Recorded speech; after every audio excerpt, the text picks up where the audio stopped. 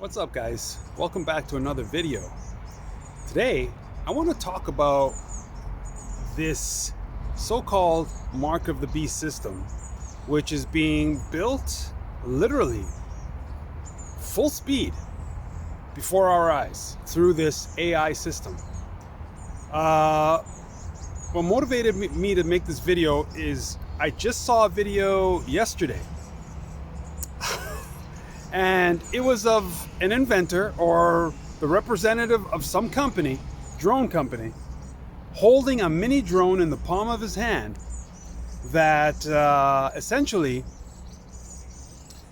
had AI built into its cameras, facial recognition, and it could locate any person anywhere and fly into that person's skull at full speed and explode within that person's skull. Okay? With deadly accuracy, and they claim the AI facial recognition system is also flawless. Inside here is 3 grams of shaped explosive. This is how it works.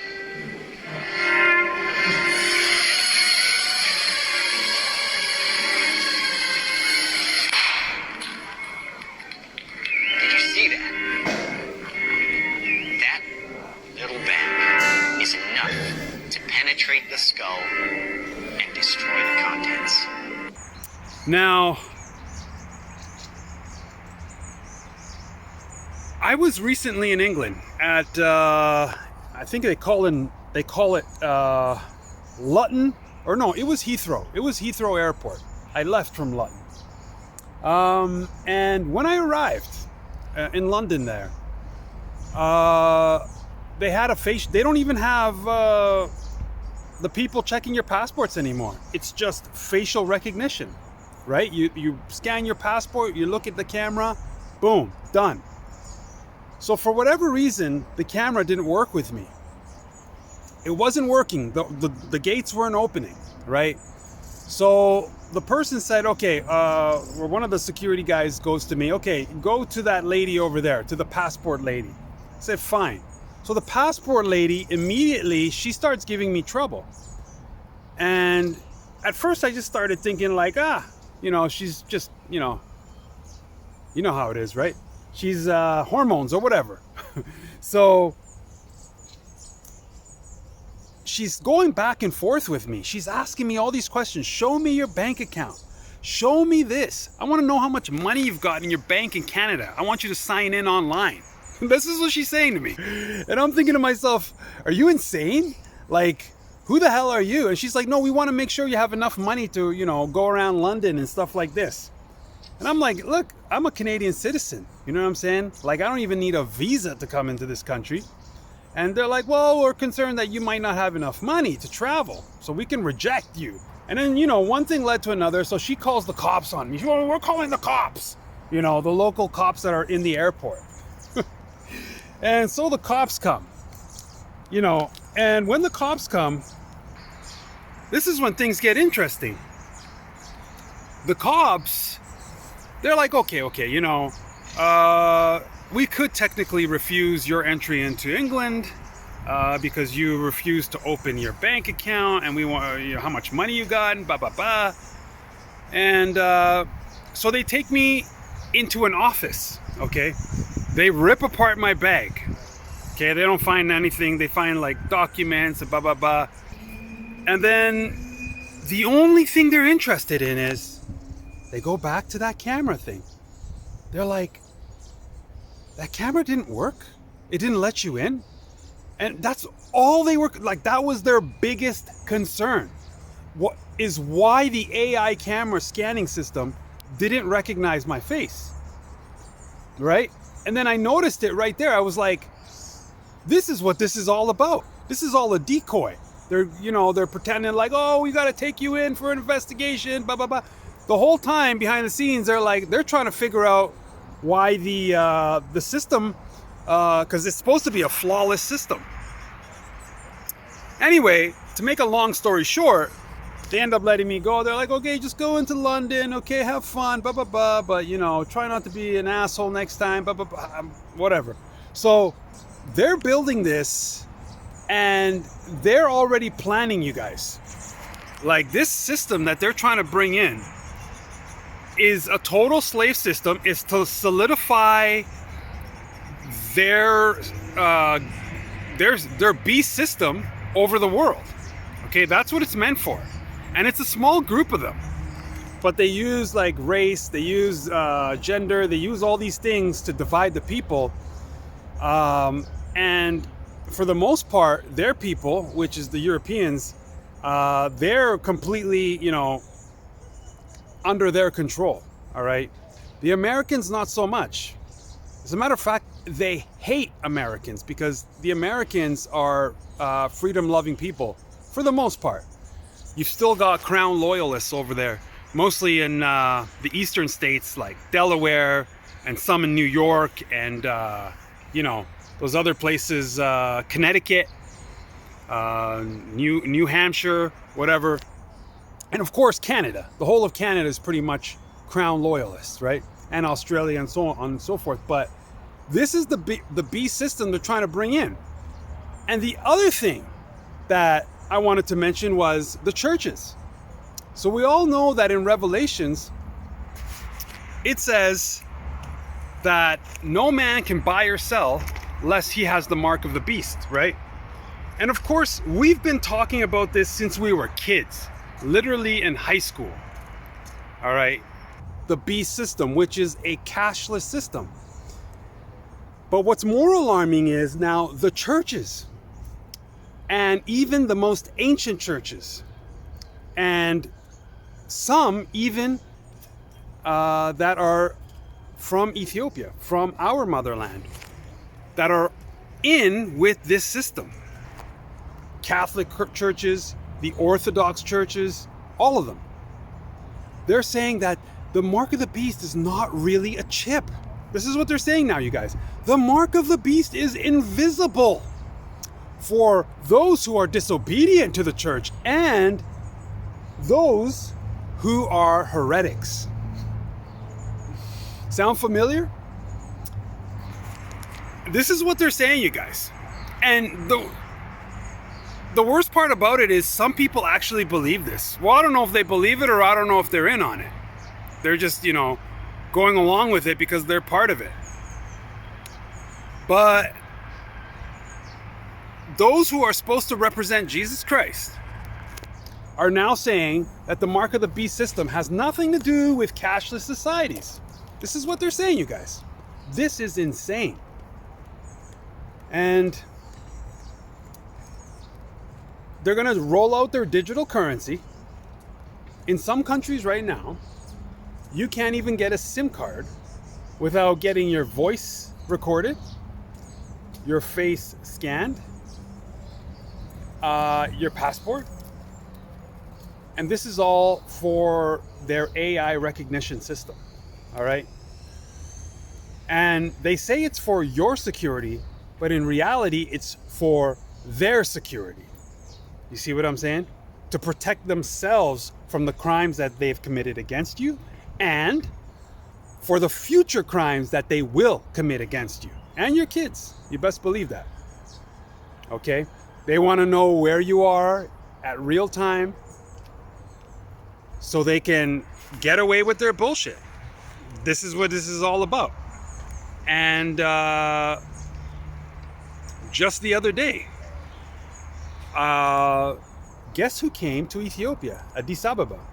It was Bill Gates himself. Billy Gates of hell himself. And this guy comes to Ethiopia. He has the audacity to come to Ethiopia. And of course, there's the ignorant among our people who welcomed him with open arms for his money. And he starts talking about his fortune and how he's going to give it all to Africa for free. And they're all swallowing this shit up like it's actually like it's true, like there's no catch to it. You see what I'm saying? But there's always a catch. he comes to Ethiopia and he says he's going to give them free money when he dies. $200 billion. All of Africa is going to get that. But he says Africa needs to invest in AI. Right? AI, that was the big thing. And he says it's going to help Africa get richer. It's going to help Africa develop. That's what he's telling. That's what he was saying to them. All right? When in reality, it's going to send information back to the motherboard of all motherboards over somewhere in Germany or wherever they're in London or wherever. They're going to set up their grand motherboard. All right? So they can collect all their data over there, or, you know, see who's the brightest among the Africans and who's not, and they can choose who to put in which place and so on and so forth, right? I recently spoke to a director of a school program. He has schools all over the world, and he was trying to get me to set up one of his schools in Africa. And I said, hey, I'm all in. You know what I mean? Because I'm all for education. I've been teaching for 10 years. And it was based on the Canadian curriculum, which is very good before they brought in the woke nonsense. And I said, hey, I think that's a great idea. You know, I can find investors and I can help you. Okay, fine. And I said, what's the catch? And he's like, you know, he tried to minimize it, but he did say 60% of it has to be from the Canadian perspective. And I said, okay, well, which courses are you talking about? Like, what do you mean by perspective?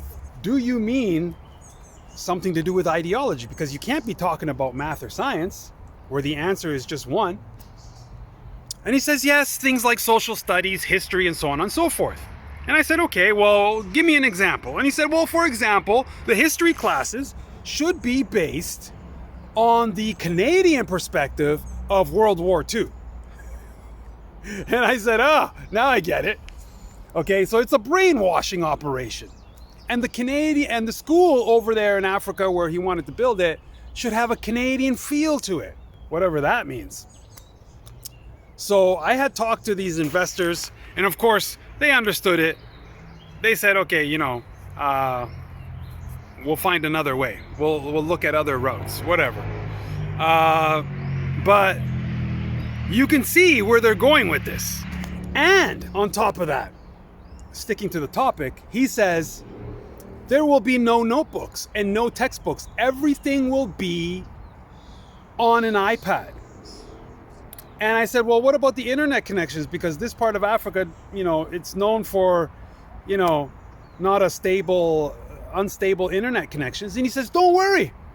Everything is saved even without the internet. And when you're back online, it just saves everything. And then I knew that all the information that they were gathering on that these iPhones or these iTabs were gathering on the student success rate and the student work and the student classwork and their tests, everything would be digitally done. It was being sent back to Canadian headquarters. And with that information, they would know who the brightest are, who are the ones that are not so bright. All right. And then they can move on with their, manipulation tactics, because that's what they do. All right. You think they want bright Ethiopian children running things? Of course not. They don't want that. I bear witness to that. Okay. They want ignorant, dumb Africans who will just say, yes, sir, not having any clairvoyance whatsoever as to where they're going with this. This is who they want. And then they'll decorate that person with all these degrees and these honors and so on and so forth to make them look smart. And then put them on the media when they're actually not. All right? Anyway, I don't want to get too carried away here. But you see what I'm saying, don't you? And they're already doing this to their own people, you guys. So it's in all spheres that they're building this digital system. Monetary, education, political, law enforcement, everything. This is what they're doing, you guys. And you best believe it's a slave system that people are being led to through convenience. Through convenience. And my last point I want to make is, don't be afraid of this. It's up to you whether you're going to allow this or not. Why do I say it's up to you? Because this universe is based on permissions. All right? What you allow. Okay? If you allow fear to take hold of you, okay, and then they used some sort of manipulation tactic or some sort of solution to get rid of that fear, that's part of their trick, okay? That's part of their entrapment, all right? For anyone who's into programming, you know, or working with servers, you know full well that everything is based on permissions for the program to work. It's the same thing with this planet, with your being, okay? With your surroundings. Everything is based on permissions. This is why Christ says in the book of Revelations that whosoever takes the mark of the beast will not be saved, because it's a choice, okay? Now you can be coerced into that choice. You can be, you know, manipulated into that choice, of course. But it's up to you through keeping the commandments, which will make you as bold as a lion, that you are not led astray by these people. Because one of the main tactics they use is fear. Fear, you guys. They did it through the coronavirus thing. Everybody was shook. Everybody was scared, right? Okay, wear the mask. Okay, take the shot. You know how many people died from the shot? Like, the media's not even talking about, Trump's not even talking about it. That's why I don't even trust that guy. You know what I'm saying? How many people were murdered? My dad included. All right? They pulled the plug on him before I even got to Italy to see him in a coma. All right? His brain started swelling, and then they just pulled the plug without our permission. He didn't drop dead, but his heart stopped about a day after taking his third shot. I begged him not to take it, but they used fear. How were they using it? They were pumping the airwaves. I'm talking the television and the news, saying, okay, right now you can't go into cafes without a QR code, without a shot, proving you had a shot. And then they were saying, next it's going to be the supermarkets. Like, they were just saying this. And of course, people were just believing it out of fear. But those who know their God, those who know they have God-given human rights, know full well they can't do that. All right? And even if they tried, you guys, you shouldn't be afraid to die fighting, because it's your right. It's not a crime to fight for what's yours. Absolutely not. Don't get it twisted. Anyway, I wanted to make this video, you guys, because I'm seeing things going on and all these distractions. They're going full speed into this AI thing. Okay? Beware of these people, you guys. These people, like, their whole game is enslavement. From the very beginning of the first industrial revolution, this was the game plan, you guys. This was always the game plan. And Christ foresaw it way back then, 2,000 years ago. He foresaw it. Because he understands Satan. Satan is one who hates free will. He is one who hates liberty. He is one who hates free choice and love. Okay? But here's the trick. he, in his genius, has gotten mankind, not all mankind, but a lot of mankind, to believe that the things which lead you to enslavement, which is sin, is actually free choice. So if you want to butt hump somebody, that's actually free choice, he tells you. And then when you do those things, a part of you dies. You see? A part of you dies, becomes void, and you become a slave to sin. This is what these people who do these things, who become an abomination, like he is, will not tell you. I made a video last year on the drug problem over in well, not pretty much all of North America. All right. And how the largest consumers of those drugs are these communities. As to why the bikers, which are the main distributors, at least in Canada, of hard drugs, were always setting up shop in LGBT communities. It's because these people consume these drugs to escape whatever's going on in their head, or to fill whatever void they have inside. All right, I'm not saying these people are unsalvageable. Who am I to say that? But what I am saying is, Satan has actually deceived the world into thinking that sin is free choice, when in reality, it is God Almighty who is the lover of liberty, who has set the law, the universal law, based on permissions, just like a computer program, you guys. Anyhow, keep your eyes open, ears open, and most definitely, most importantly, the heart open. You see what I'm saying? Because that's another way they blind you. That's another way they manipulate you, is to try to get you to block your heart, you see, through their hatred, which they throw at you. Believe me. If anyone knows, I do. Believe me. So, until next time, thanks for watching. Peace.